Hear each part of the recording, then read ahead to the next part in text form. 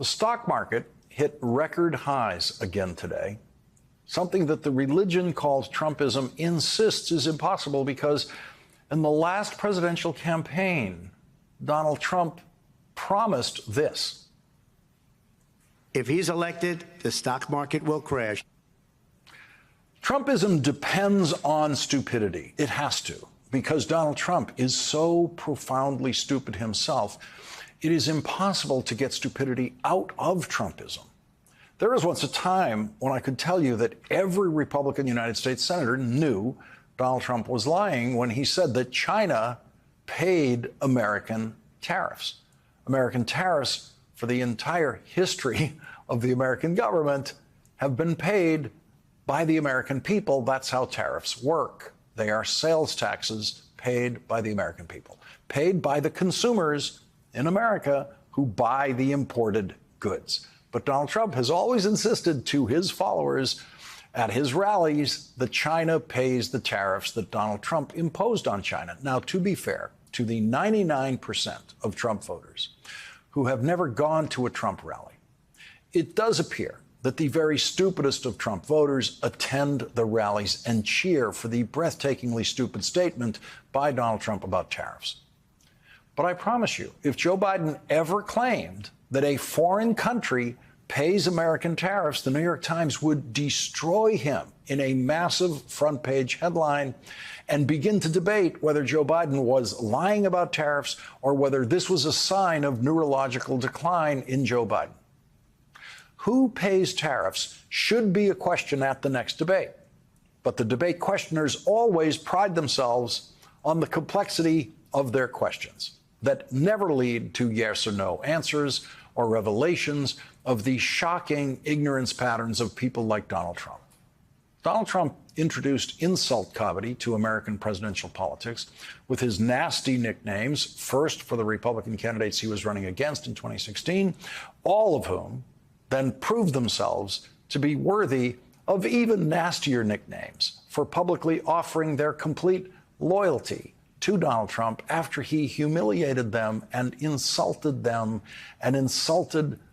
some of their wives and gave out their personal phone numbers, things like that. Senator Joshua Hawley has not been on the receiving end of an insult from Donald Trump because he never ran against Donald Trump. But in his long-shot current campaign for the vice presidential nomination, Senator Hawley today tried his hand at Trumpian insult comedy. The Hawley insult was based on a lie circulating in right-wing media claiming that Joe Biden did not want to have to stand for the 90 minutes of the upcoming CNN debate. CNN said that was a lie, with a CNN spokesperson saying CNN's proposed format was to have both candidates stand. And both sides agreed to the rules when they agreed to debate. And remember, Joe Biden was the first to agree to debate. He was the first to agree to stand for 90 minutes. But the lie that Senator Hawley used to insult Joe Biden revealed just how much he doesn't know about the country he lives in. Senator Hawley tweeted, "He can't stand for 90 minutes, but he's 100% able to be president. Have fun explaining that." Okay, I can explain it in 3 words. Franklin Delano Roosevelt. He was our longest serving president, elected to 4 consecutive terms as president of the United States before term limits were established in a constitutional amendment. And every day of his 13 years as president, Franklin Roosevelt was in a wheelchair, the same wheelchair he was in his 2 terms as governor of New York. Franklin Roosevelt lost the ability to walk when he was struck by polio at age 39. So no, standing for 90 minutes is not a presidential job requirement. And what did Franklin Roosevelt do in his wheelchair? He did more things than any president before him or since, including winning World War II. Adolf Hitler was a younger, healthier man than Franklin Roosevelt, but from his wheelchair, President Franklin Delano Roosevelt forced Adolf Hitler 4,100 miles away in Berlin to commit suicide in his bunker as the Allies, commanded by General Dwight Eisenhower, were closing in on the German capital city. Hitler could stand for 90 minutes. He did it all the time. 90 minutes was a short speech for Adolf Hitler. Josh Hawley would have loved Adolf Hitler if standing for 90 minutes and ranting incoherently is something Josh Hawley really admires as presidential. Josh Hawley knows that it doesn't matter how long a president can stand. Josh Hawley knows the Republican governor of Arkansas, who Republicans believe is the greatest Texas governor in history, has been in a wheelchair every single day of his governorship. But wise guy, Josh Hawley, wants to do his punk joke about standing for 90 minutes so that he can impress the world's worst insult comedian, Donald Trump. Senator Hawley is one of the unindicted participants in Donald Trump's attempt to overturn the 2020 presidential election. Senator Hawley was the first member of the Senate to agree to join Republican House members in their plan to challenge the electoral votes won by Joe Biden. If only House members challenged the electoral votes, those challenges would have been immediately ignored. But if the challenge comes from the House and the Senate, then both bodies have to vote on the challenge. No Republican senator was willing to step forward to support those challenges that they knew were coming from the House until Senator Hawley cravenly became the first. Then he was immediately joined by his other comrades like Senator Cruz and others. Without Senator Hawley, the Trump criminal conspiracy alleged by Special Prosecutor Jack Smith would have been incomplete. Other friends of Donald Trump were not so lucky as Josh Hawley. Today, Boris Epstein became the newest alleged Trump co-conspirator to face arraignment, this time in Arizona, where he pleaded not guilty to criminal charges for his role in a fake elector conspiracy there. Boris Epstein is an utterly incompetent buffoon, like most Trump operatives, who would never have found a position of responsibility of any kind in a serious Republican presidential campaign before Donald Trump. Boris Epstein is a non-practicing lawyer who knows nothing about the practice of law, and so spent every day of the Trump criminal trial in New York sitting in the front row of the spectator seats, totally ignored by the real lawyers handling Donald Trump's losing defense. Boris Epstein was one of the very first and was the very last Trump supporter who appeared as a guest on this program. It was during the 2016 presidential campaign, and Boris Epstein appeared then to be the most reasonable of the Trump operatives who only lied a little bit, not every word. But after listening to him on this program, I realized it was a disservice to the audience to ever present liars paid by Donald Trump to come on television and lie for him. It is an abuse of television time to give those people microphones. I have never seen a successful interview of a Trump operative because they will lie about anything, and it is impossible to pursue all of those lies.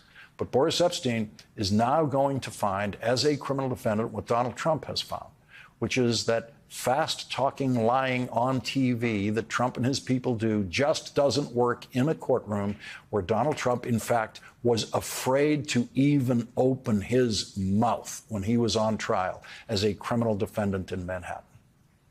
Trumpism has infected the Supreme Court in ways that were unimaginable before Donald Trump, but some of which were actually happening before Trump. It is inconceivable that Justice Samuel Alito and Justice Clarence Thomas and both of their wives suddenly became rabid, right-wing Trumpian Republicans only at the emergence of candidate Trump. We now know that the financial corruption of Clarence Thomas, the outright selling of his Supreme Court seat, or at least what we can all agree is the financial exploitation of his seat on the Supreme Court, has been happening for decades. Clarence Thomas was just never admitting it.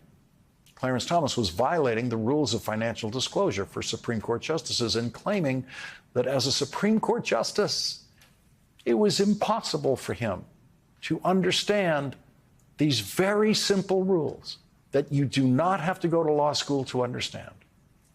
Rules that anyone could understand on their first reading. Clarence Thomas's defense has been the kind of defense that disqualifies you as a Supreme Court justice. It's the claim that he is just too stupid to understand these very simple ethical rules.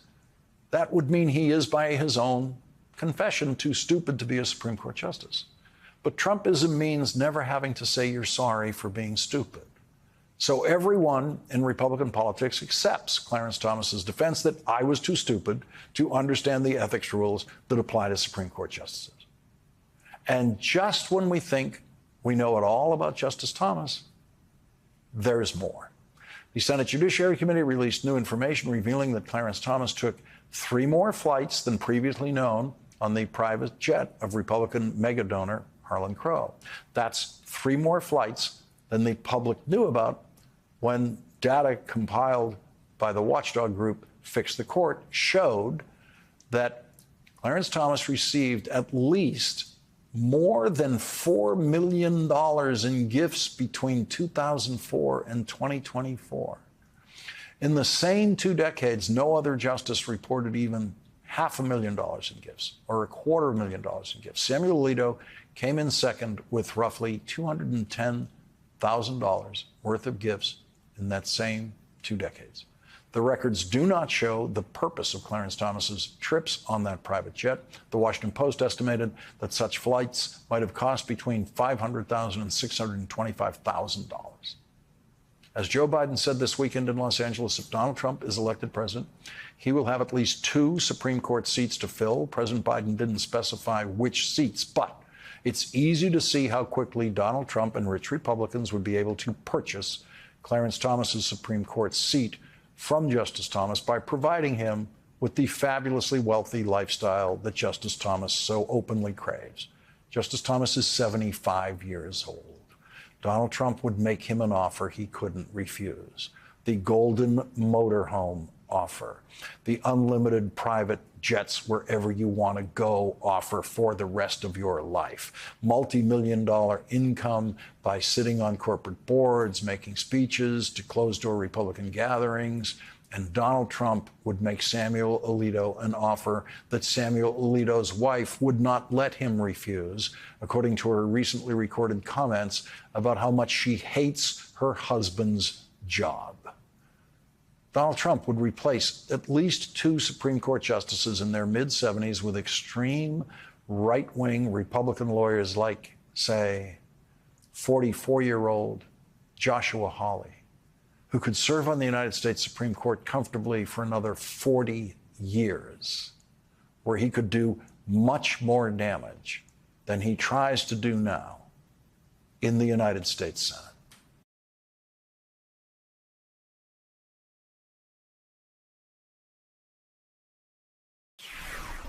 Delaware Congresswoman Lisa Blunt Rochester announced her candidacy for Senate last year and today officially filed her candidacy papers for United States Senate in Delaware.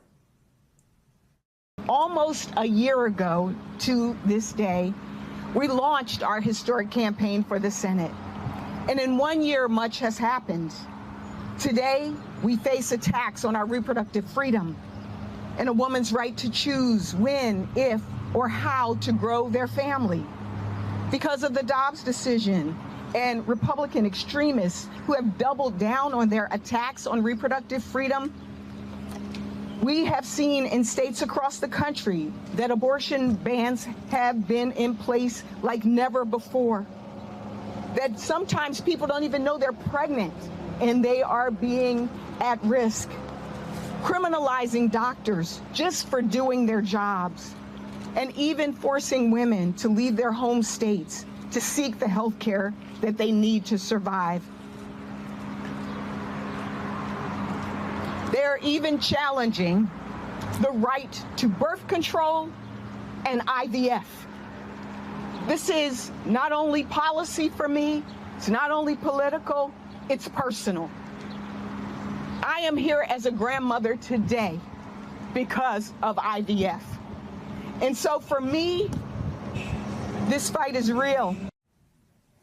Joining us now is Democratic Representative Lisa Blunt Rochester of Delaware. She is the national co-chair of the Biden-Harris re-election campaign and is now running for U.S. Senate in Delaware.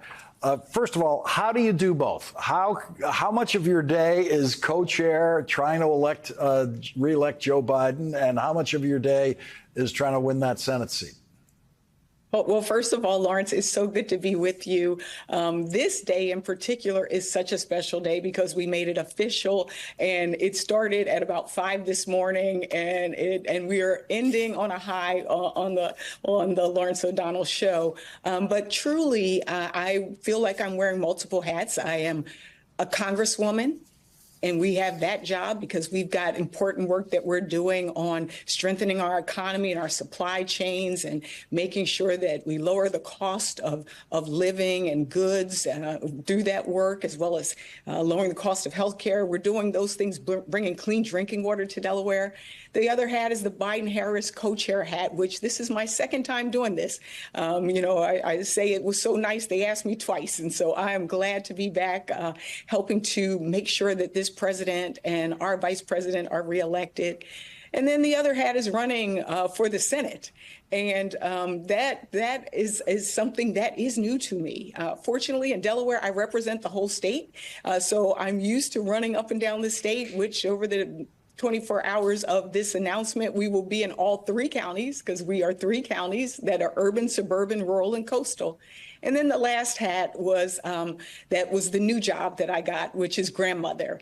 And as you showed that clip, just to see my granddaughter, it was so special because as soon as I started talking about her, I noticed she held the sign up for the campaign. So she's on the campaign trail doing work as well. So we do it because we have a great team, we have a great family, and because we believe passionately in this country and the opportunities for this country.